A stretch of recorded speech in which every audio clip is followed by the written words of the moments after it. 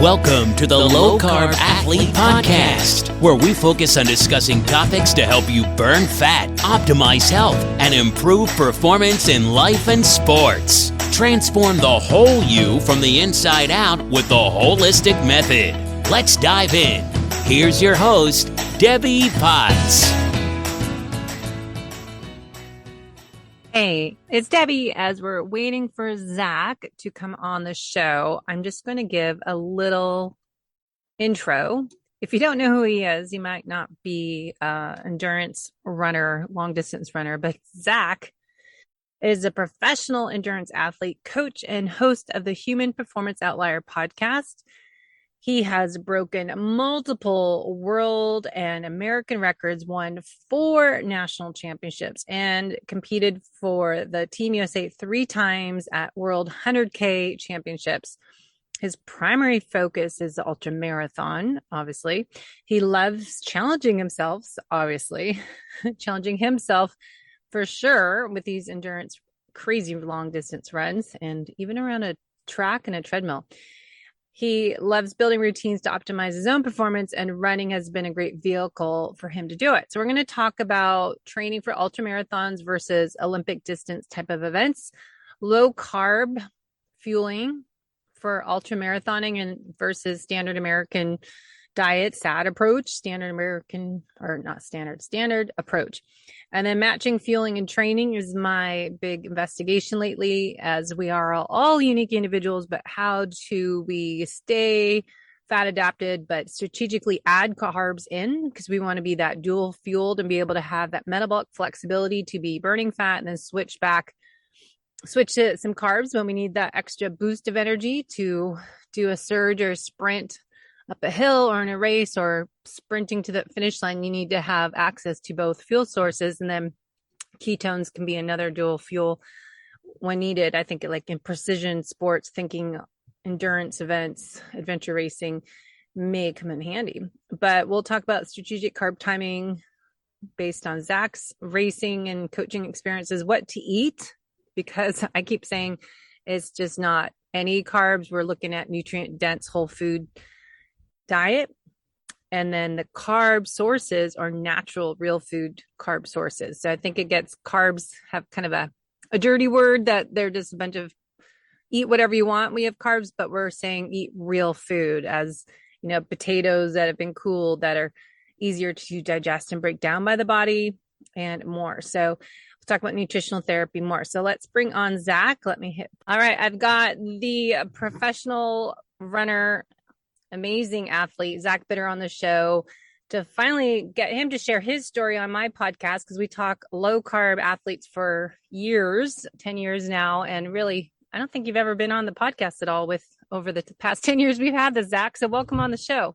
Yeah, well, thanks for having me on. It's funny because like yourself, I've been doing low carb for quite a while. I started at the end of 2011, and that seemed to be what drew me into podcasts along with the running side of things. So of all the platforms that are like more or less popular at this point, podcasting has been one that I've been probably doing the most with over the years. So it's hard to remember which shows I've been on, who I've had on my own podcast and everything. Exactly. It gets hard to remember after a while. Well, I started this podcast, John Smith. He used to do, what was it called originally? The Garden Variety Triathlon Show or something, to be vegan. And then he's like, vegan, this doesn't work.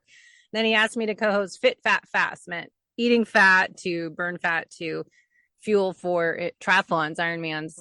And so we started that 10 years ago, and then he left after 2 years, and I've been on my own. But it's funny. I was talking about how it's evolved over the years. I stopped doing Ironmans and marathons because my health, adrenal fatigue, whatever you want to call it, in 2013, and just still in the sport and still training, but not racing. But just interesting to see the, ups and downs and what's changing, and the protein and the strategic carbs and, the ups of paleo to keto to everything, all the trends, but how to take all this information that we hear for the endurance athlete. Because I think my goal on this podcast this year has been really to share, okay, here's what we're hearing out there, but let's dial it in. If you're working out 2 times a day, 3 times a day, it's going to be a little different. So I'd love to start sharing just your why, your drive, your just like who wants to run 100 miles on a treadmill or around a track. You're a unique individual. And then how you got into the low carb fueling back in 2011, you were saying. So kind of just share your why. What's your drive? Mm-hmm. Yeah, I think, when you find yourself in a sport like ultramarathon running, there's definitely, I think, a lot of times there's some sort of draw to that, or everyone has their own why. Usually with ultra running, it's something to do with like being out in nature, the trails and that sort of thing. So like when you look at the races I've prioritized, you kind of have to throw that one out when you find yourself on a treadmill or on a 400-meter track running 100 miles. And I really do think, because my why is, I don't know if it's drastically different from other people's, but maybe my primary why is a little bit different in the sense that when I kind of got into running, I mean, I was good. I could make like the state meets and things like that in high school. And then I got on a college team and things like that, but I wasn't ever going to be forecasted to be like standing on the starting line at the Olympics or anything like that for any of the kind of traditional distances. So I sort of kind of grew into running slowly and learned to really like appreciate it for its use for me outside of the professional aspect. And I intended it to stay that way. I didn't really have any ambitions to be a professional athlete. That sort of just kind of came as my experience evolved, I guess. And I got really interested in just like why we do certain training sessions and things like that in college. And that's probably where I had my biggest like growth spurt, so to speak, from like the understanding side of running, and started to kind of enjoy our Sunday long runs. So when I finished college and didn't have that team atmosphere there anymore, I sort of gravitated towards that and more or less stopped doing speed workout for a while and just was like building volume. And I eventually got back to doing workouts and speed work and things like that. But I sort of kind of found like where I found like just the enjoyment, or where I wanted to express myself physically during the day. And that sort of started to stack up to the point where, like, when I jumped in my first ultra marathon, like I realized perhaps I was a little bit better at that than I would be at some of the shorter distance stuff. And then by the time I got to doing that year round, I just got really interested in the entire process of, watching your body kind of go through the phases of training, adapt to that, moving into different systems of training as you get closer to the race, and ultimately peaking for the race, to the point where like I enjoy racing and I love that side of the sport, but I also love the whole approach with it. So I think that's what's kind of kept me in it. And then really the big question I always ask myself before I kind of start preparing for a race is like, well, what do I really want to be doing in training? And if that is being out in the trails, then I'm going to pick a trail race to peak for. Or if that is, I just want to be running in a real controlled environment so I can really see the precise adaptations that take place and lean into that interest, then maybe I'll pick something that's more kind of controlled for race day too, like a 400-meter track, or if we have another pandemic, maybe another treadmill session. It's just a nightmare to me. It's like I hate treadmills more than 5 minutes. So I can't even imagine. The treadmill was really different. I'll say that. I think I went in a little bit overconfident in the sense that like I was thinking it couldn't be that much of a deviation from being on a 400-meter track from just like a monotony standpoint. And that was true. The part that was really different though was the treadmill is going at a pace that you set it. So you just have to respond to that. So it kind of feels like you're being told what to do, versus even on a 400-meter track, make all these little micro adjustments. Even if your paces are super consistent and clean, you're still making fraction adjustments. So you feel like you still have that sense of control within that little hamster wheel. And that was a much bigger difference than I thought it would be. So I found myself trying to do all these different things on the treadmill, like slow it and speed it down and all this weird things to kind of try to make it feel like I was in control, even though in my mind, I didn't seem to be able to grasp that very well. Yeah, if you get tired in a treadmill and it keeps going like a hamster wheel, don't you just like you'll stumble and fall backwards, fall off the treadmill if you just don't pay attention? Yeah, or you have to kind of just push into it. And I think that just over time like really leans into like, you can't really lean into your strong points as easily. And then if you don't do that, you're not making up for the weak spots. So like even like races where I've had like my most consistent splits, I'll have like, a few miles that are the slowest and a few miles that are the fastest. They kind of just come as they do. Like they're not necessarily going to pop up the same spot every race. But with the treadmill, it sort of dictates that a little bit for you. So you do have to fight that extra kind of psychological element, I guess. Well, that brings up this question later on our list, but mindset. I mean, talk about that because that's one of our topics today, but that is exactly like how you have to have a positive mindset and how to get in that zone when you are doing long distance events, but especially on a track or a treadmill. How do you stay in the zone and reset and reboot when you kind of get off track? Mm-hmm. Yeah, I like this question because I think it also probably highlights why, like, or how my why to some degree has changed or evolved, or I've added to it. Because I think, like, when I've been doing it long enough now where you sort of have to allow for that to happen, or your original why maybe gets a little stale or a little repetitive, and then it's not going to give you the same motivation that it maybe did in the past. So kind of always adding to it or adjusting it. So like, what can I focus on now that's going to get me excited and motivated to do the work versus 10 years ago when I was younger and newer to it and all. And the thing that I think I've done the most of in the last few years is that mental component or that mental side of it, where I do a much better job when I get into a workout rather than just saying, okay, this is what I need to do to physically adapt to the race I'm doing. I want to also be thinking about, like, how can I leverage this to kind of cut these grooves in my brain where when a rough patch comes up in a race, I kind of just intuitively know where my mind should go versus having to like consciously like fight demons, so to speak.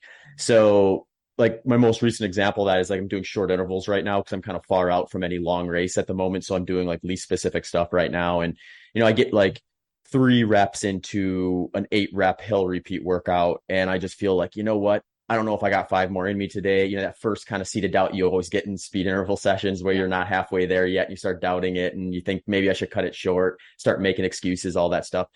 And for me in the past, I would usually kind of recognize that for what it was and sort of push through it and then eventually get to the end of the workout and be fine. But I really wouldn't think much past that other than just like, I gotta do that. Now, when I see that, I think like, oh, this is the same thing's going to happen to me at, say, mile 40 of a 100-mile race. And when that happens, I need to really say to myself, all right, minimize the goal at hand right now and accomplish that. And let's just start checking off small wins. So then rather than maybe thinking about getting to, mile 50 at 40, maybe I'm just thinking about running a specific pace for the next mile, or for that interval session. I'm like, I'm not thinking about rep 7 or 8. I'm just going to do 4. And once I do 4, I'll reassess again. And what I find with that practice is if you give yourself, if you make yourself keep going, but give yourself an out a little bit down the road, you can sort of keep doing that. And as long as you keep that kind of like that escape valve alive, I guess, but with no actual intent to pull it, you sort of kind of give the mind a bit of an opportunity to take a break from thinking of the largeness of what you're doing. And when it comes to like 100-mile races, like that's a huge mental win if you can not overwhelm your mental capacity by thinking about the entire day early on when you're still trying to just kind of check small boxes early on and make sure you're doing the right things there. Mm-hmm. And I think that's great for people to, maybe take off a 0 off mile 40 to mile 4 for normal people. But just a regular person training, I know I've been trying to share my current focus right now is to get faster running, and how much of it's so mental because and how I train now as a 50-year-old compared to my 30 to 40-year-old range that I used to do a 3:12 marathon and do a half marathon in 1:35. So my 7:30 pace that I could carry on long time, I can't even hit that on a 2-minute interval right now. So it's like, I was sharing my little video saying I can be really negative and just say, get frustrated and angry and say, screw it, or just switch my mindset, pay attention to my heart rate, not my pace. And, you have to kind of reset if you're not able to do the pace that you want at this time. I believe I can get there. I don't use age as an excuse, but I have to train very differently now with the hormones and my body changing. And now I have to just make those adjustments. But so much of it's psychological, because if I'm a competitive, high performing individual and I used to, place top of my age group, now how do you kind of get through those workouts and not get really angry and depressed rather than be happy and thrive, excited that you just did a great workout? So it's so psychological, so much of it in what we do if you raced.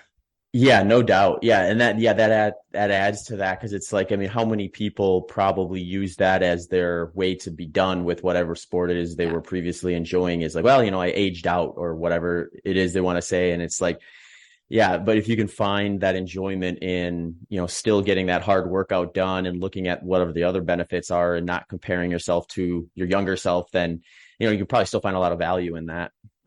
Yeah, I'm all about training the future self. It's like, what am I doing now to improve myself at age 80? It's Yeah. like, it's really important as I see my parents. My dad just passed away at 80. And I'm like, you know what? We got to focus now on our future self and visualize that and do what we can. But anyways, I know a lot of people probably want us to talk about nutrition because you're known as the low carb guy that can, do 100 miles on barely anything and don't take all the sugars. And, what brought you to being from the standard fueling program for an athlete to more of a low carbohydrate? And we'll kind of dive into all that. And then not all carbs are bad, strategic carb timing, racing low, training high, all that. So Mm-hmm. how do you transfer from the high carb to low carb world athletes? Yeah, I think that for me, it was sort of a few things just all sort of came together at the same time that indicated to me like I should make some sort of change. I didn't know at the time whether the nutritional side was going to be what was going to work, but it was the first thing I tried and it ended up working. So it was like, okay, cool. I guess it's rare when you can kind of trial and error what's going wrong and get it right the first time. But, this would have been back in like 2011. I had just finished kind of the fall racing season. I'd done 350 milers and I was also teaching at the time. So I had a really kind of, I wouldn't say complicated schedule, but it was very busy in sense that like, yeah, I knew like if I wanted to get my training in, I had a tight window and it was like, you can't really dawdle because if you miss that window, it's off the table till the next day because you have other obligations and things. And through that process, I was just feeling like what I was doing wasn't really sustainable, even though I was getting it done and more or less enjoying the workouts. But I would have like pretty big energy fluctuations throughout the course of the day, from just feeling like good in my workout in the morning and pretty energized at the beginning of the day, but then having the big dips kind of in the late morning, early afternoon, and then having a little bit of a harder time sometimes if I was doing a second workout that day. Like it was unpredictable whether I was going to feel great or whether I was going to feel miserable. And that didn't seem like it was going to keep me in the sport for very long. So kind of in the same time, I'd done enough races there where I was starting to kind of get an idea of just like what the fueling strategy was recommended and how my body was responding to it. And at that point, I hadn't gone past 50 miles, but for 50 miles, I would do kind of the standard fueling approach, which would be like somewhere in the neighborhood for me at the time was probably around 60 grams of carbohydrate per hour. A lot of different like kind of sports products for the most part, a little bit of like some solid foods here and there. But I would know like I'd get to the end and I would just be like super bloated and I could just kind of tell like, if I had to do this again, a whole another 50 miles and I was feeling that same way, there was going to be problems, definitely be problems. So with my goal being to get to 100 miles, I kind of knew I had to either figure out a way to feel the way I was and get that situation not to continue down the path it was, or change it up altogether and find a whole different approach. And when I was kind of like working through all those different situations, I started listening to podcasts while I was running too. So I was like, I also got to a point where I was looking at how much training I was doing and kind of thinking to myself, like, I got to figure out a way to get more value out of this 2-hour run in the morning than just the workout itself. So podcasts made a lot of sense because I could learn something during it or be entertained by something at least. And that kind of took me down the kind of the nutrition rabbit hole a little bit further. And that was probably my first introduction to low carbohydrate at all, was kind of listening to some of the podcasts I had to mention it and suggest that it was, this kind of more new and up and coming, or maybe not new, but kind of like a resurgence of what had been tried in the past with some new kind of like interesting takes on it or approaches with it. So I tried it. I was fortunate that when I really decided to do it, it was like off season. So my training was like minimal. I was running still, but only when I felt like it, and I'd stop if it wasn't fun and I didn't really have any time or pace goals or anything like that. So I went pretty strict ketogenic at first, based on kind of the information I had. And that was kind of, I probably transitioned, I guess is what you would call it, from, higher, moderate, high carbohydrate to a strict ketogenic diet pretty smoothly relative to some of the experiences I've heard.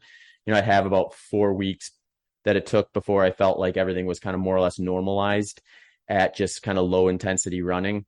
And it was just sort of like a little bit of in those early weeks, kind of like, some days I'd feel totally the same as I normally would. Other days I'd feel like, I'm running an effort and producing a pace that's like a minute and a half per mile slower or something like that. So other things cleared up like right away though. Like my energy levels, like within like a week were way more consistent. Like I didn't have those like peaks and valleys. So that was maybe the first clue to me that like, okay, this is some sort of like variation of this is likely going to be useful for that. And once I started kind of picking up training into a more structured manner after that 4-week off season, I got into training and I started realizing like I felt really good on some of like the lower intensity stuff. So like your aerobic threshold and below type intensities.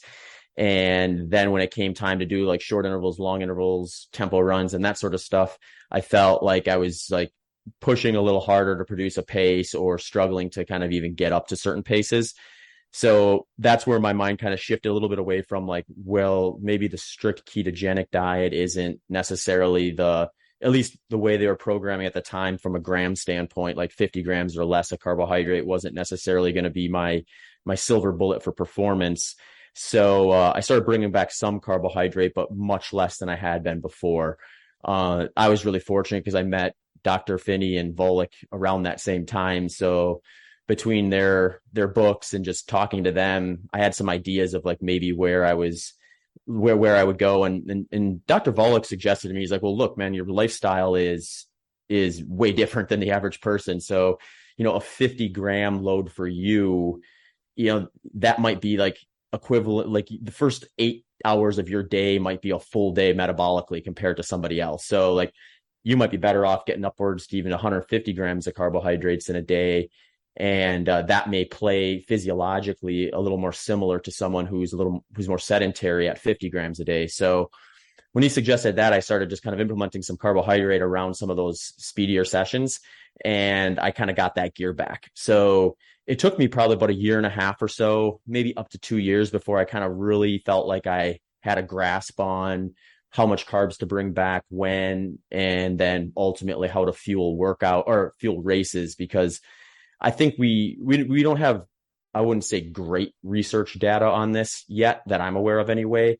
But we have a lot more than we did then in terms of kind of some ballpark figures to aim for. And then ultimately, if you get a fat oxidation test, you can kind of figure out what you need to fuel at race intensity. As long as you know what your race intensity is going to be, you can kind of individualize a little further there. But, for me, it was kind of like playing around with that stuff and figuring it out for almost a couple of years to kind of dial it into where I got my kind of program where I want it, which is essentially, if I'm to sum it up, pretty low, almost strict ketogenic during the off season. Then when I'm kind of doing some foundational building stuff and getting my legs back under me early on in training, I'll bring the carbs up a little bit, but just to kind of match the energy output relative to being sedentary. And then when I get into a kind of speed work phase, which comes a little earlier for me, since my race pace tends to be kind of aerobic threshold or below for 100 miles and beyond, that, it's just not going to be conducive for me to be doing all my training focus in short intervals like I would if I was racing a 5K at the end of my training plan. I want to be doing back-to-back long runs and really working on the intensity I'll be doing on race day. So I still think the short intervals and speed work and all that stuff is valuable. You just want to have them a little further away from race. So they come a little earlier in my plan. That phase of the training calendar is probably going to look the most inconsistent from the fueling standpoint, you could say, because there'll be like a rest day where I might still be pretty low carbohydrate or lower than average carbohydrate for me. But then I'll have a day where I'm doing like short repeats, like the hill workout I mentioned, or like 2-minute intervals or something like 10 by 2 minutes that are kind of at my VO2 max. Those days I might concentrate a little more carbohydrate around them and just try to use that as like a little bit of a leverage for performance. Even during those phases of the year, I'm still going to be most of my macronutrients coming from fat, but I'm just going to be a little more liberal on those 2 or 3 days per week where I'm doing that intensity stuff. Then, I'll phase into that kind of long run development phase of my training plan where I'm pushing a lot of my training load into race specific stuff. And I'll bring the carbs back down a little bit on that during that time comparatively to the speed work sessions and kind of get a little more close to what I want to have on race day. So the way that usually ends up coming out, like if I end up, if I get my like fat oxidation tests done, I'm usually producing pretty high numbers. I've historically tested usually between like 1.5, 1.6 grams per minute for that.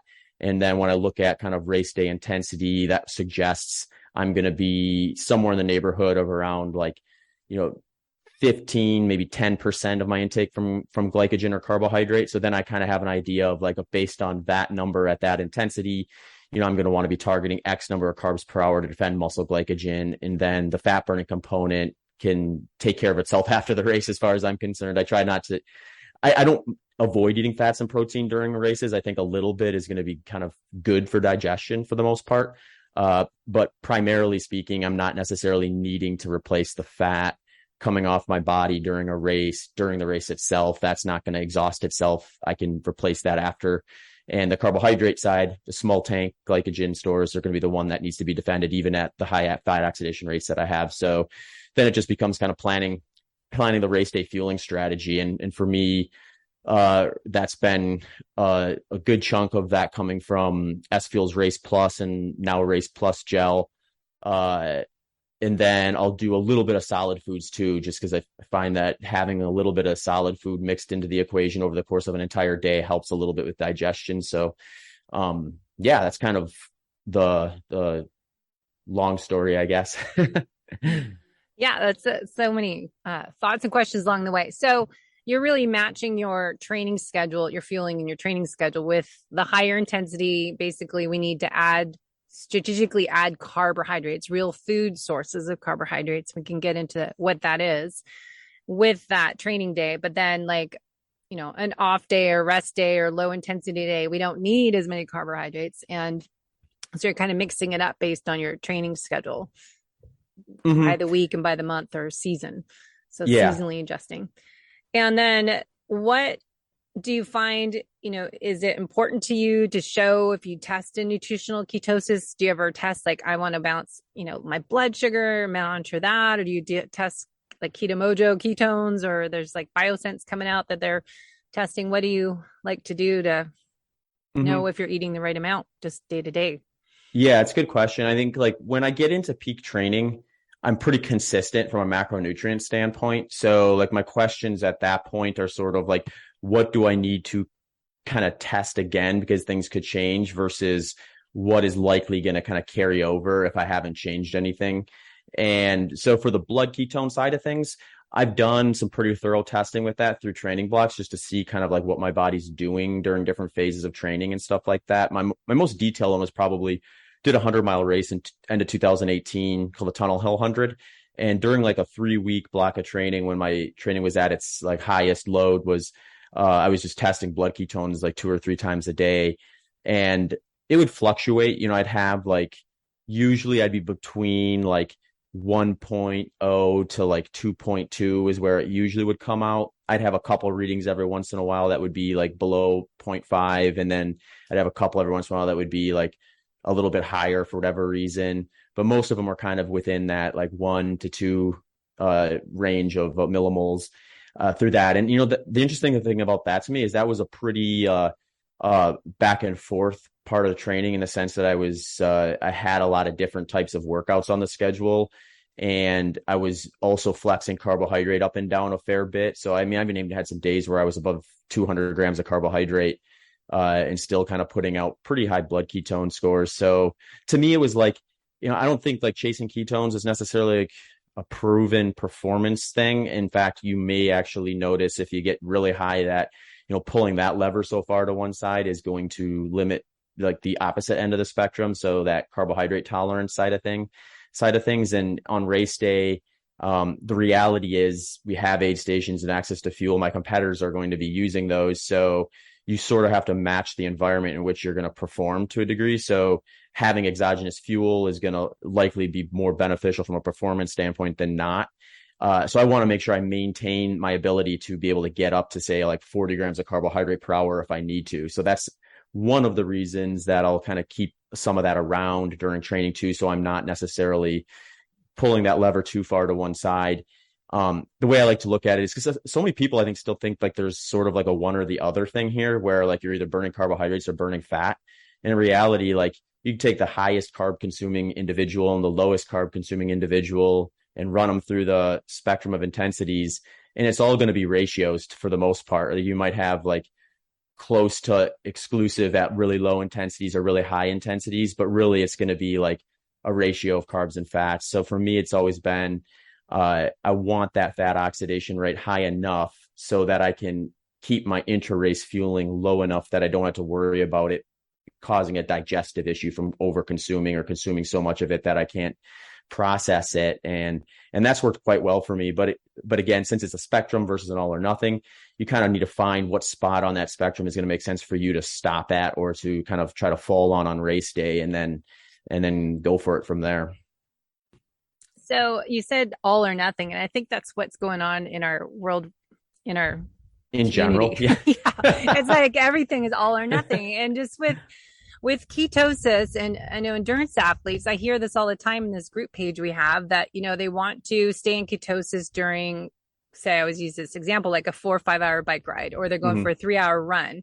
And I always want to ask, what's your why? I mean, isn't your goal to burn a higher percentage of fat? And then if you need to do a surge or a pickup, or you're racing, or, you just have a big hill like I did last weekend, there's no way I can keep my heart rate under 160, get up this steep incline. So It is what you're saying, you need to be able to have fat metabolism, backup fuel tank is the carbohydrates, and be able to switch back to fat as your main fuel tank. And I think that's my question for people: is there necessary to show high level of ketosis, like 3.0, if I stopped in the middle of a bike ride or a long run to test my ketones? Is because my goal is for performance, and I want to be improving that performance with fat loss. But if you're racing, you still have, like you're saying, need to add in some carbs, because you can go higher percentage of pace or intensity and keep a higher percentage of fat being used, but you're still using some carbohydrates. But you look at the comparison. I know Dan Plews in his Enduro IQ has in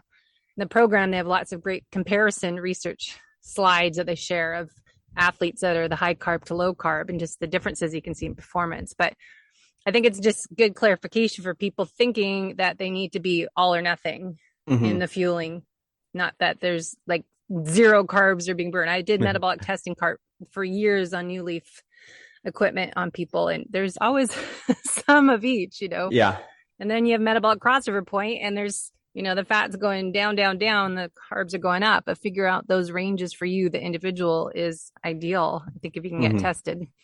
Yeah. And when you think about it, like if you were to do a ride or a run and put some surges in, like you mentioned, it's like you get that heart rate going up, like wherever that ends up is going to likely reflect what you saw on the metabolic chart if you had a recent test. So like if you ramp up and your heart rate takes you to a point where you're burning, let's say 50-50 fat and carbohydrate, your body's pulling that from glycogen. So depending on how many times you're going to do a surge like that, it's like, it's not a big deal other than digestion. It's not like a really that big of a concern for me one way or the other, whether my body's pulling that out of muscle glycogen, or if, since I've dipped into that already a little bit, it's coming from an exogenous carbohydrate.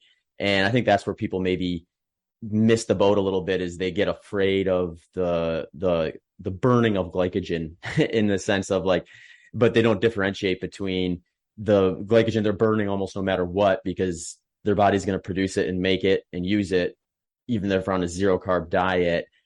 You have this like, this situation where like you're almost going to like, you get far enough into a workout, chances are you're going to deplete your glycogen enough where you try to throttle up that hill on the end of the ride, and maybe you get dropped because now you've dipped your muscle glycogen below like 40%. Your body's kind of fighting you by increasing your perceived effort at that given intensity. And then there's going to be differences too. I mean, this is the most fascinating thing about for me now, is I've been kind of coaching along the way too. So, since I've been open about my fueling strategy, a lot of folks who come to me for coaching are coming to me with a low carb interest or a low carb ketogenic background. And that's one of the reasons why they wanted to work with me in the first place. So I get to see a lot of like how people tend to kind of go within the whole programming of it. So, I mean, I have got some folks where it's like I'll give them some workouts or a series of workouts, and they're pretty adamant about wanting to stay kind of strict ketogenic. And I'm like, well, this is what I suspect will happen. And they go and nail the workouts. And I'm just like, well, more power to you. And then I'll have other folks who it's like kind of the opposite end where we start out low carb and then, sometimes even walk them back up to moderate carbs for portions of the year. Because for whatever reason for them, that just seems to be what's producing their best workout quality with the least negative outcomes. And if they're not having digestive issues and things like that, or they, for some reason, have very high fat oxidation rates, even in the presence of more carbohydrate than I would, then, I usually just say like, that's great. You've got the gift. So lean into it, I guess. Well, that's why I love, I'm doing that too and looking at lab testing with that. Mm-hmm. And a lot of people are insulin resistant and they're trying to do this low carb endurance athlete stuff. And they, I think a lot of people are afraid to have any carbohydrates is what's happened. They go back to the all or none's like, I can't have any, and then tie that into fasted exercise that it's like, all right, we're not getting any fuel. We're just depending on our fat stores, which we have lots of. But is that slowing you down? Like, are you trying to get faster, get stronger, or are you just trying to finish? And what I was asking you the other week in email, I was like, all these people are trying to do 0 calories and do fasted workouts that are long and not eat anything at all. And then is that causing more stress on your body, or is that helping you? So it's like, so individualized. And then I was talking about the female athlete, like, all right. And then we throw in the female who's really sensitive to all this and their hormones. And, I'm trying to do my mapping out like during ovulation and your late luteal phase, none of this, big ketosis, any hard, long workouts. But that's what I think I see a lot more people coming to me for coaching, that it's like, all right, I don't want any carbs at all.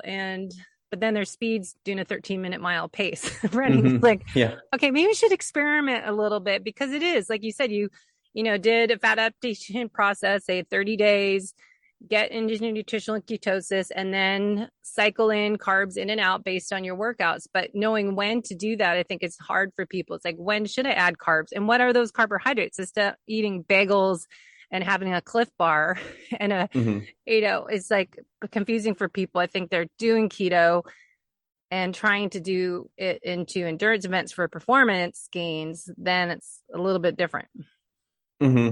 Yeah. And then you also get like the kind of a group of people who are, they want to be participating in these events. Performance is like somewhat of a goal, but not like they're not trying to like win the race either. So they are in a situation where they've made so much progress from a health standpoint with, a lower carb ketogenic diet. They're kind of resistant to bring it back. And, they may have been running faster times relative because they cleared up so many other variables that were working against them. And then like the singular variable of like whatever percentage performance dip they're going to get from staying strict keto versus bringing back some carbohydrates on race day is like completely overshadowed by all the variables that they cleaned up, whether it be like, oh, they dropped 20 pounds of unnecessary weight that they had been trying to lose for the last couple of years, or, they're just training is more consistent because their eating patterns are more healthy than they were in the past. Cause now this way of eating just was something that they preferred and can sustain, and they like sticking to it versus kind of deviating because it's annoying and they don't enjoy the foods they have to have on whatever plan they were doing before.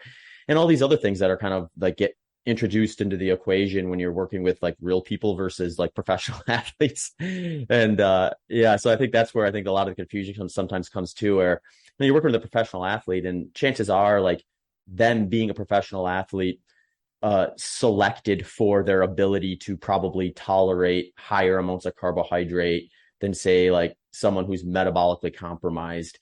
And for them, it's like if they take a hit from an oxygen delivery standpoint by slowing down that process, by reducing their carbohydrates so low that their body's trying to like, break down fatty acids and use it as a fuel when they're pushing the pace, that person's going to notice it drastically because everything else in their life has been kind of accounted for, versus that first person we talked about who had a lot of things that they could still address and a lot of other life obligations they have to also be thinking about outside of just, what they're going to produce on race day.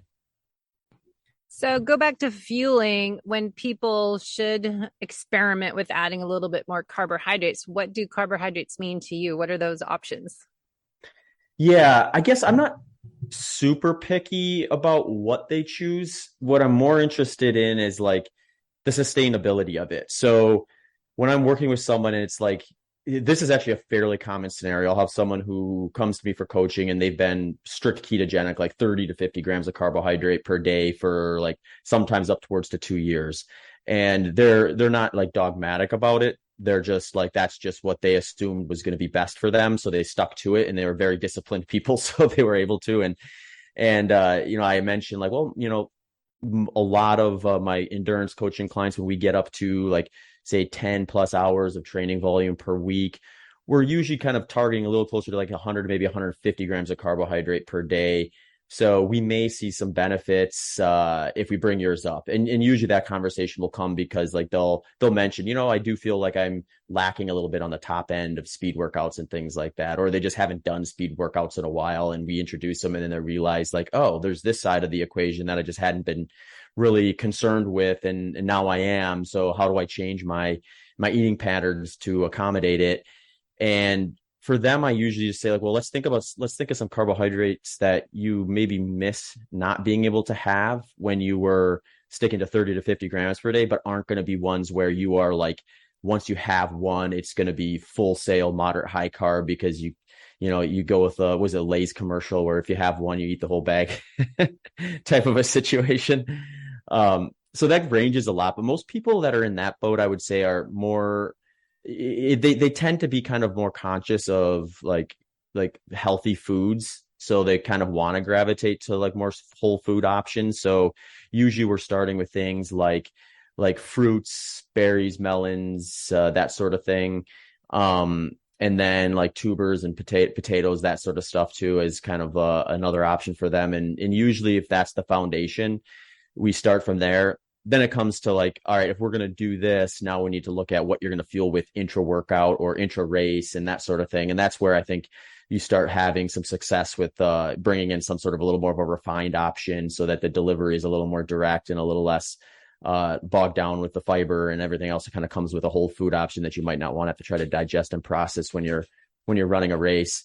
So, then we kind of start looking into like what the options are with that. And, and then usually it's a little more solid whole food outside of the workout and a little more refined or sports product based during. So you tend to eat anything before you work out? If you go for a long run in the morning, do you do it fasted or, save your carbs? As for example, I'll back up. When Ben Greenfield, for example, has like stay more nutritional ketosis, breakfast, lunch, then dinner, have more of your, real nature's food for your carbohydrates at nighttime. And athletes can do 100 to 300 grams, as you were saying, and still be burning fat, and get a little more carbs for dinner might help your sleep, serotonin to melatonin, and then kind of pack up your storage tanks for your workout the next morning. So you could do 12, 15-hour dinner to work out, fasted exercise, and wait to eat until you're hungry after your workout. Is that kind of what do you do for your morning if you work out in the morning? If you're it's a good question. Sometimes it comes down to just like, what does the person's setup look like? So if it's someone like myself, I wake up and usually within that hour or so I'm out running or doing whatever workout it is, and I generally don't want to have food in my stomach if I can avoid it. Like I'll have a cup of coffee with maybe some milk or creamer or something like that in there, and feel pretty comfortable with that. So I just basically kind of focus more on hydration early on. And if it's something that's like long and lower intensity, generally speaking, I try to stay away from carbohydrates the morning of leading into it. And I'll wait maybe if I want to practice a race day fueling, or it's just going to be a big day energetically from energy spending standpoint, and I don't want to have to try to like catch up later in the day, then I might be introducing some foods during or some fuel during it, but I'm usually waiting a good 45 to 60 minutes before starting that. So if the person says, hey, I want to eat something before, usually if it's low intensity, we'll focus on things that are more fat protein based. And if it's something that's like short intervals and stuff like that, I'm not really that concerned whether they want to add a little carbohydrate into their breakfast for that, because as soon as they start that workout, like we said, they're going to be pulling that lever to burn muscle glycogen, or exogenous carb sources. So then I'm not as concerned with it. The thing that I usually look at too is I try to zoom out a bit and think, well, what's next as well? So if it's a scenario where that person they're going to do this one speed workout this week, for something like that, they're not really probably in a position where they need to be overly concerned about speeding up their glycogen replenishment versus, say, someone who's blocking their speed workouts. They're kind of in the thick of it, where they might do something moderate high intensity one day and then something moderate high intensity again the next day. That person, I think we're going to have to be a little more precise in the sense that let's look at the week as a whole and say, what are our carb targets for the entire week versus a singular day? And then say, rather than spreading them out evenly, maybe we congest a bigger chunk of them into these 2 days when you're going to be asking yourself to do something higher, moderate to high intensity. And then on the other days when we're doing a little more lower intensity, we can kind of make up that surplus through a little bit lower than average carbohydrate intake. So, yeah, I mean, I just haven't seen a lot of issues with my low carb athletes when they're doing things that are less than, say, 60 to 90 minutes, even if it's short intervals, in terms of like really needing to have a good bolus of carbohydrate if they haven't been like super low leading into it. So a lot of times what I'm doing is like the night before a morning workout, if they're going to go and fast it, I just say, let's push a few more carbohydrates for that day towards that dinner so that you are kind of topping off a bit more in that last meal before your session versus, say, someone who's going to eat the breakfast. That person, we're maybe just not quite as liberal with carbohydrates for their dinner the night before. And we're going to move some of those more kind of to that last feeding window that they're going to have before the effort itself. Yeah, I think it's so that's why we do coaching, right? It's so personalized and everyone wants this one size fits all template. It's really a starting point, but there's so much that goes into figuring out what works best for you because you are unique and your schedule, your sleep, your stressors, your daily schedule could vary every day and your workouts and timing everything. And it is, working with a coach that can help you with that because it is all the nuances stuff to think about. And, every day my schedule is different for work. And then I swim at lunchtime and some of those workouts I know they're going to be harder than others and, figuring out your nutrition for yourself. And then again, the female athlete might be different and getting really nitty gritty about what day of their cycle they're in is kind of a fun in a way training schedule right out you can do for female athletes. But I think a lot of us fast. I think it's more intuitive fasting. Like I'm not hungry. I don't want to eat. And I don't like eating before exercise because it's sitting in my belly and I haven't digested that food. So just waiting kind of is what I've done, unintentional fasting and just waiting to eat when I'm hungry and then have whatever that might be and starting to learn how to listen to your body, what it needs. I think it's hard for people because we are mostly that type A, AAA driven, high charging athlete. That's like, all right, well, I'm hungry, but I shouldn't eat because it's this time of day or I'm going to exercise. And just like, wait, if you're hungry, just eat something. And I think we get so disciplined, like those people doing 50 grams a day. Well, what if some days you actually feel like you could eat a little more? And, I don't do well with carbohydrates. So I always have to watch it because I feel better on a higher protein diet and healthy fats. And I have to limit carbs. And I like fruit, berries, but I get headache from things. I'm very sensitive to a lot of food. So I individually have to adjust or how I eat things or with what and figure out what works best for me. But I think a lot of people override those red flags from their body of when you should just eat something and make that choice of real nutrient dense food, but how to listen to your body when you could, top off that tank a little bit more or, when to break that fast gets confusing for people. Yeah. And you highlighted another interesting point too, because like when it comes to that conversation of like what carbohydrates to have too, people do have intolerances. So like there are foods that either respond better to or respond worse to. And it's like that can vary from one person to the next. And, now we live in a world where people have access to continuous glucose monitors, so they can get a very intimate look at to what certain foods do. And, I think we have a lot maybe to learn about that yet, despite just like, I think there's probably more to it than like big excursion here, no excursion there for this carbohydrate versus that. Because I mean, there's possibly some advantages to some of those carbohydrates that are going to create a rather large glucose spike. It may just be like if you're doing something and your blood glucose dips quite low, like almost below range or something like that. And then it's like, now you have this like big threshold for it to go up and get back into range versus if it's already a little bit high or on the edge of high or something like that. And then you throw that particular type of carbohydrate at it and then it shoots it way up through the roof. Yeah, I think it gets interesting. Well, that's what, I think it's good to do a CGM for, they run for 14 days, but if you can do a 3-month supply and kind of stagger that and make sure for females are getting a 30-day, cycle.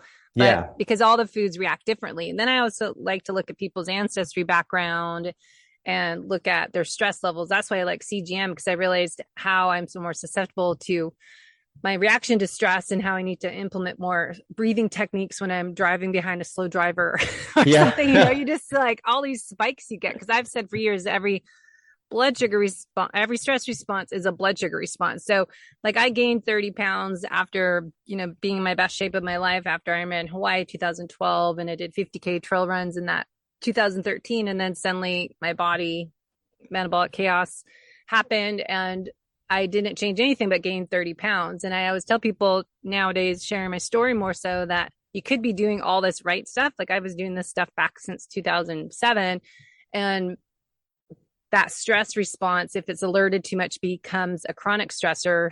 All this stuff, all these efforts go out the door. And, it's just so important to look at how we can manage stress. And that goes to the CGM, I think, and heart rate variability, using Oura Ring and using these biometrics we're fortunate to be able to do nowadays at a pretty affordable rate. That I think they're good investments in your health to figure out you as an individual, how you respond to things as well as food, to be healthy and fit and burning the right amount of glucose levels and fat burning metabolism. Yeah, that is the other interesting thing too, is like you have other things that impact your blood glucose outside of just the food you're eating, or the food you're eating can impact it differently based on the state you're in. I remember one of the first times I wore one, I recognized I had one night where I was just traveling and I only slept like 3 or 4 hours that night.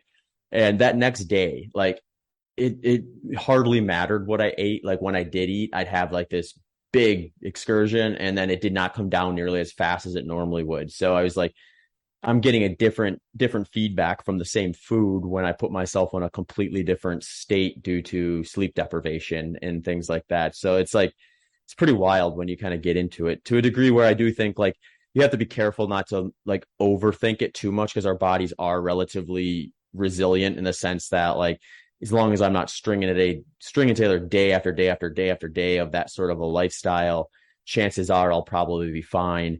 But if you do have a lifestyle that is conducive to that, you can get a look at like maybe what you're doing long term, if it's kind of something that's consistent, and then kind of also comparing your CGM score to what your like long term averages are is probably is probably a worthwhile pursuit as well, so you don't necessarily overreact to the data too. I know. So that, like, I was working with a client struggling sleeping, how you stress out. And I used to do this too when I first had my health issues. Like you're up at 2 a.m. and you can't fall asleep, but you're stressing out. You need to fall asleep because you have work tomorrow, and you're just like stressing yourself because you're not sleeping, in that whole cycle, stressing out because you're stressed. So nutritional therapy for we talked about pre-workout, what to eat, and during a little bit S fuels, and then talk about afterwards. How do you repair and recover? Because you are putting so much stress on your body. How do you mitigate that damage with the food that you're eating or your lifestyle habits, and, tying in your stress and your sleep with that? But how do you recover and repair? Yeah. So sort of like the pre, I'm also thinking about what's next. So like that scenario of like, say, block workout, for that one, I'm finishing up that speed session, and I'll probably have a little more carbohydrate the rest of that day than I normally would, because I know the next day I'm going to be doing moderate high intensity again. So that's a little bit of maybe a unique situation, but either way, like I'm probably going to concentrate a little more of my carbohydrate behind a higher intensity or moderate intensity workout, and then kind of phase back into kind of my traditional eating pattern. And then if it's like an easy day or a rest day after that, I'll stay pretty low carbohydrate. And then kind of repeat as that next speed session comes up. So some of that's just going to be like dependent upon the time of year, like the phase of year where I'm working on speed development and things like that versus not. It gets a little easier to predict when I'm focusing on more like aerobic threshold development, where each day is relatively similar to the next. I can have a little more consistency versus like short intervals one day, rest the next, or easy run the next, and then, something moderate intensity on that third day or something like that. But are you trying to do any recovery shakes? Like I know S Fuels has their shake, or like having glutamine and, make sure you get whey protein to get the high leucine content in there and, getting bone broth. What are you doing to kind of help heal your gut and your joints and help healing? Yeah. Protein's big. And I think, like I'm usually targeting somewhere in the neighborhood of about a gram of protein per pound of body weight. And I'm trying to spread it out a little bit versus any big boluses. I think if you're getting high quality protein, like whey protein or animal-based protein sources, like getting the right amount, I think is that big step forward. Then if you're someone who's like very concerned about performance, or you've really got the protein quantity dialed in, then I think thinking a little bit about taking another probably much smaller step, but still a step forward with, protein muscle synthesis and trying to trigger that a little more frequently, especially when you're doing some of those more higher intensity workouts. Or for me, I'll usually do like, if I do like a short interval session or even like a tempo run or long interval session, chances are I'm going to pair that up with a lower body strength day so that I'm kind of keeping that harder stimulus on one day versus spreading it out and end up kind of hitting that a little too frequently day in and day out. So after a session like that, I'm going to be maybe a little more precise with trying to get that protein in every, say, 3 to 4 hours versus having like maybe like 1 or 2 big boluses of it over the course of the day after that workout. So that might mean like, especially this time of year when it's summertime, like something liquid just is a little more appetizing directly after a workout. So I might come back and make kind of like a smoothie with like Revival protein. And then kind of let everything kind of settle down and adjust, rehydrate a little bit, and then maybe eat a solid meal a couple hours or a few hours after, depending on how hungry I am or how much running I actually did. And that'll be kind of more solid food with, roughly like 30, maybe 40 grams of protein in it. And then usually like, dinner, I'm going to do that again. So then at that point, I'm hitting like roughly 30 plus grams of protein on 3 occasions during that day. And it's spread out over the course of like 3 to 4 hours each. And where the protein muscle synthesis research is at the moment, I think like the peak in terms of potential is 3 to 4 per day. And then anything above that isn't going to really necessarily net you any additional benefit. And then, dropping down to less than that is going to probably depend on what you are doing training wise and the type of protein it is, because this is unproven, but there's some speculation along the lines of, if you eat something that's like a little slower to digest, so like, a steak or something like that, you may be able to have, like, if it's a large enough amount of protein, just the transit time of that may be a little more conducive to not having to have as frequent feeding me or protein stimulus or protein options, since you had a bigger one, checked off a huge chunk of your daily requirement, and then that slower digestion is going to allow it to possibly kind of be utilized at a little bit of a different pace than it would be if you had something that's a little more faster. Yeah, I definitely, example, Sunday through Thursday, pretty much 5 days a week, just eat my main meal to 3 o'clock. Because if I lift weights usually at 5:30 at night, and I'm not going to go eat a big steak dinner. I go to bed at 8 o'clock at night. I go to bed early. So I have to time it. And, I love Dr. Gabrielle Leon as going to for her research, because she's like doing that full time and that's her thing. And just trying to hit 30 to 50 grams of protein 3 times a day or so is, it is challenging for people. And I keep talking about that on the podcast and social media that, here's example of 30, 50 grams of protein and here's how to get it. Because most people aren't even getting 100 grams, because I think it goes back to people doing keto too, that they went all or nothing and just ate fat and forgot about protein. And now it's like, oh yeah, we do need protein. We're aging. Yeah. So and now we're going back and forth, but it is, I think, the protein and the fat, and then those kind of stay the same. And then we adjust the carbohydrate, real food sources of carbs based on our workout, timing it based on our intensity. So if we're doing low intensity, we don't need as much, and then that's individualized. And then if we are racing or doing some HIIT training or some big surges, we can add in some before, during, or after. And that's kind of where we come into the customized coaching program. So is that kind of what you are looking at for starting point, or just basic overall summary?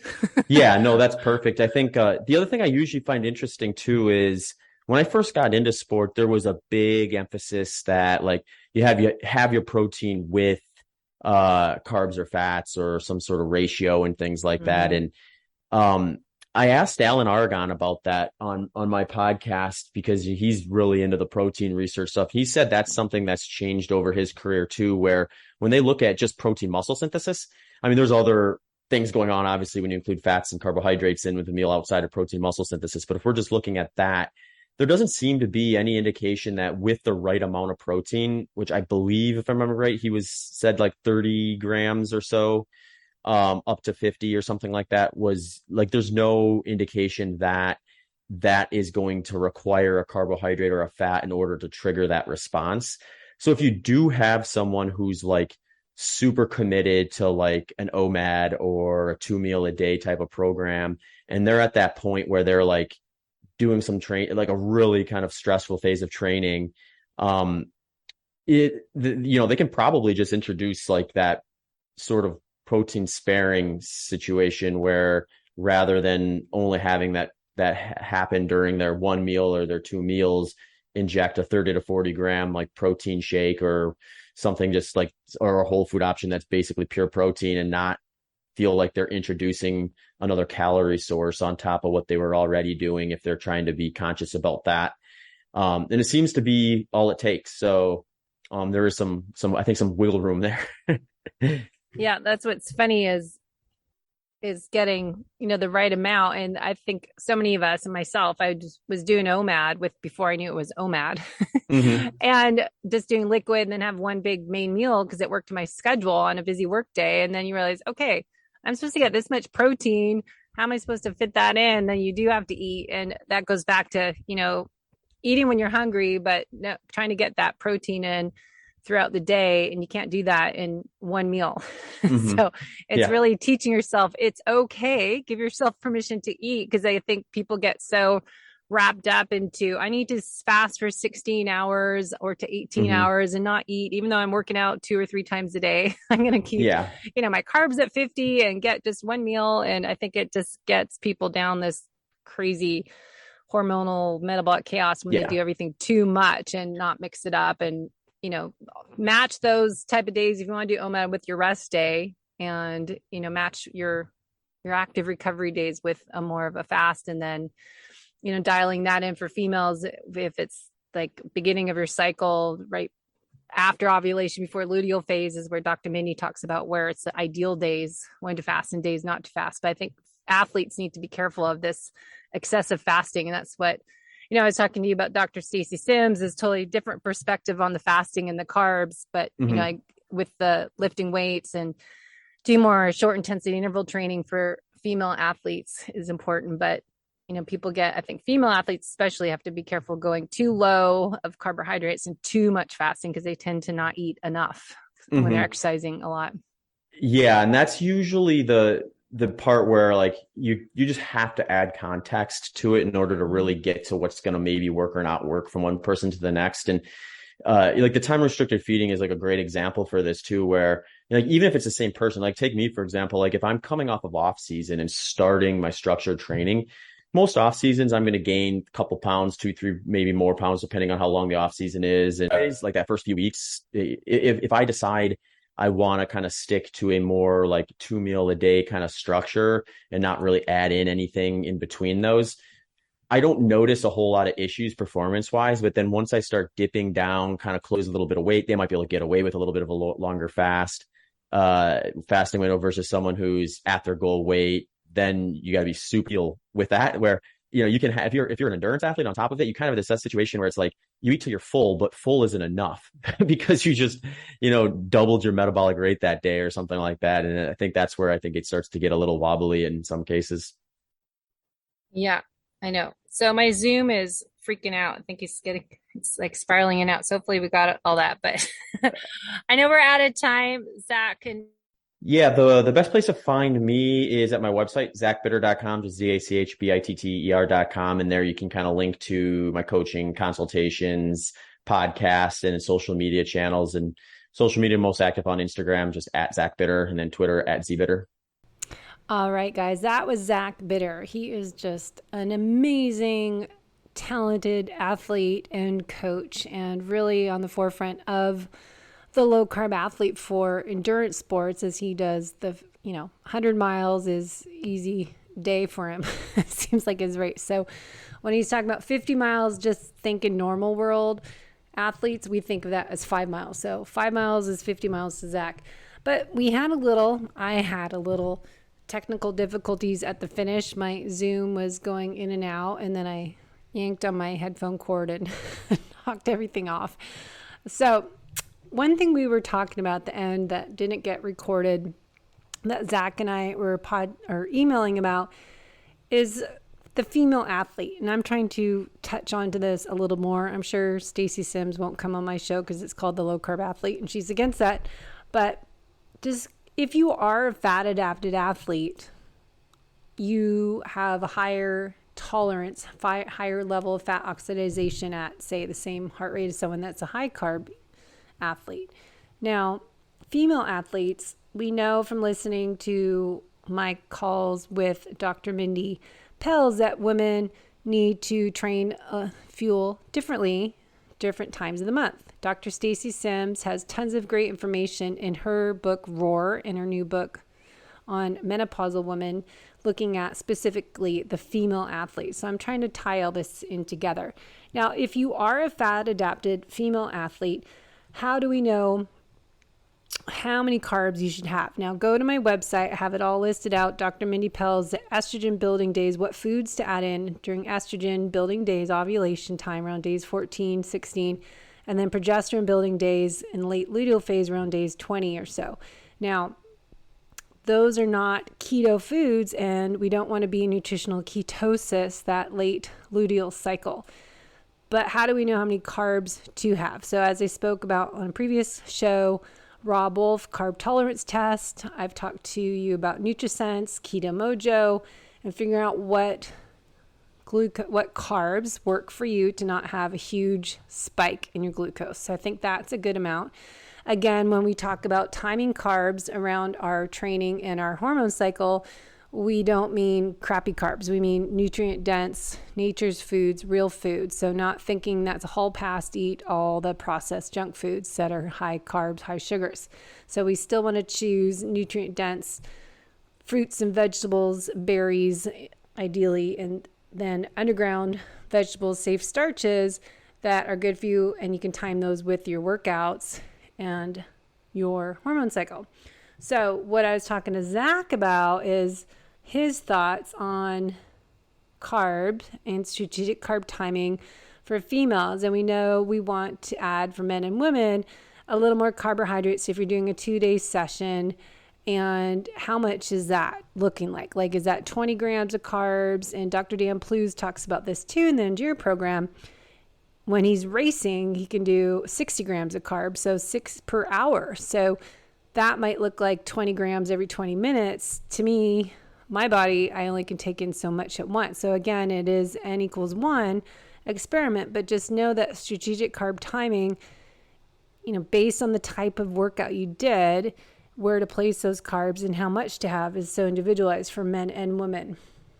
But looking at Zach's thoughts, we were talking online about, it is N=1, but using a CGM will really help you figure out how different carbs and your lifestyle is stress. I talk about all the time, external stressors can impact your blood sugar and avoid those big spikes. And like Zach said, he can put on a CGM and get a big spike from carbs post-exercise if done in the morning because of his workout, but it comes right back down. So he doesn't worry about it. So that's morning exercise. But if he's done a workout in the afternoon, early evening, it doesn't go up or down. So interesting, looking at timing, and this might be good for me to practice when I'm using the BioSense in the morning, because I remember to test in the morning. It's not that high, even though I've been fasting overnight. I should be showing higher ketones. But if you go do a workout, maybe in the morning, your glucose levels go up a little bit with the cortisol in the morning. And again, depends on the type of workout you're doing. If it's burning mostly fat, or you're burning part carbs and fat, depending on higher intensities. So if we are worried about burning fat or afraid of gaining weight, well, what do you do? So looking at your lifestyle habits, working on your stress levels, looking at mapping out the cycle like I'm doing for my female athletes. I put all this information into a Training Peaks program so I can add their workouts based on their time of the month. So during the follicular phase is going to look different than ovulation days, and then luteal phase is going to be different workouts. So it'll be kind of cool to dial in their workouts based on their cycle for premenopausal women. Menopausal women are going to be different. They are more carb intolerant and need more protein and need to focus on building muscle up, but become insulin sensitive when we get those hormones lower. And I know that because my estrogens are like below zero, my Dutch test. So Zach was talking about, women, we're talking about the follicular phase. You can go a little more intensity and then your peak energy around there, and you get higher testosterone around your ovulation days. And I did a whole 20-minute video on this myself. But the deload week, the end of your cycle for females, to minimize the need for carbs from a training standpoint, because you're not doing as much. So some people say, add in more carbs, but then we're also wanting to match our fueling and training. So that late luteal phase, same thing like my Monday rest day, I won't have a lot of carbohydrates because I don't need them because I am not exercising. So just keeping it, say, like 100 grams, not 0 grams, but having some good quality real food sources of carbs are okay, and focus on getting my protein in, and being a little bit more carnivore-ish might be good, and getting those good vegetables that kind of I go by intuition to what I feel like, because I used to crave certain foods, certain vegetables, and salads, and I don't really feel like them. So also listening to your body, what it needs, will give you good clues. Like if you crave chocolate, you need magnesium. If you crave salty food like pickles and olives, you might just need more electrolytes. So looking at Dr. Leon, we talk about 40 grams as a good quality carb intake for non-athletes. If more than that, they don't need that much more, but that's going to be different for the athlete. But again, using a CGM, testing and not guessing, I think is the best way to figure out the specific carb response and how to manage those carbs. So going back to Stacy Sims' perspective, she has a good article on drstacysims.com, Should Women Carb Load? And she talks about energy intake recommendations for women.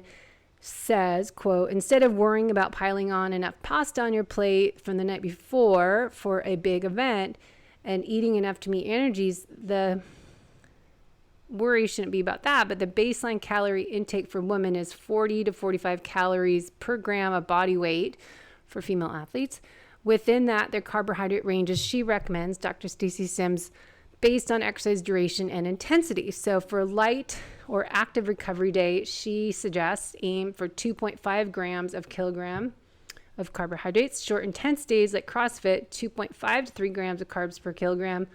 Moderate to high intensity exercise lasting 60 to 120 minutes, you'll need 3 to 3.5 grams of carbs per kilogram. For endurance training, doing 2 to 5 hours of intense training per day. Intense to me means higher heart rate, so you're burning more carbs.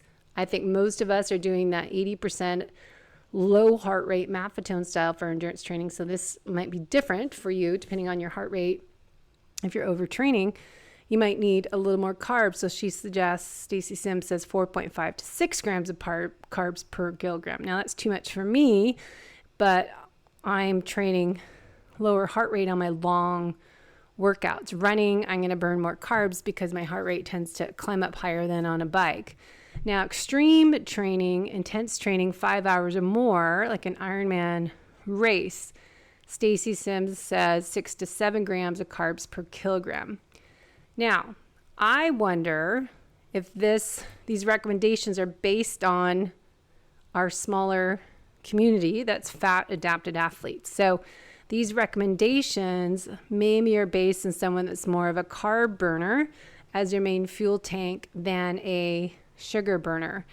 And I know Dr. Gabrielle Leon interviewed, I think it was Chris, someone recently on the recommendations for sports and nutrition on how many carbs to have for an athlete. Now, it's the sports nutrition position, their nutrient timing page, and I see here I have it written down. Their International Society of Sports Nutrition.